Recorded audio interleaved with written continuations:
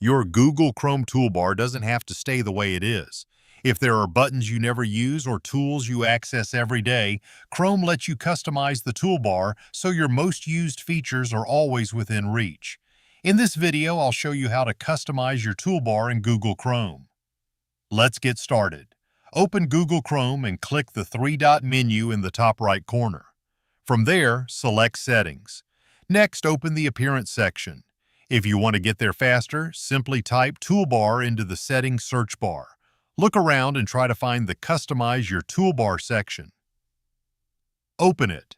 Here you can choose which built-in buttons appear on your toolbar.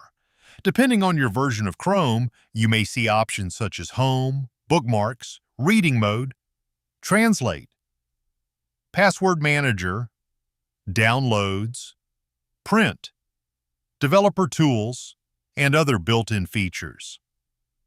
Simply turn the toggles on for the buttons you'd like to keep visible and disable the ones you don't need.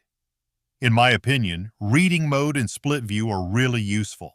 Reading Mode for a cleaner, distraction-free reading experience with the option to turn any article into an audiobook. And Split View if you need to multitask. At the end of the video, I'll link 2 of my videos on how to use these perfectly. Alright, any changes you make are applied immediately so you can instantly see how your toolbar looks.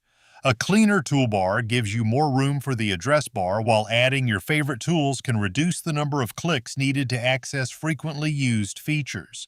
Feel free to experiment with different combinations until you find a layout that fits the way you browse. You can always come back to this page later and adjust your toolbar again. And that's it. You've successfully customized the toolbar in Google Chrome. If this tutorial helped you, make sure to leave a like and subscribe for more Chrome tutorials, browser customization guides, productivity tips, and tech videos. Thanks for watching, and I'll see you in the next video.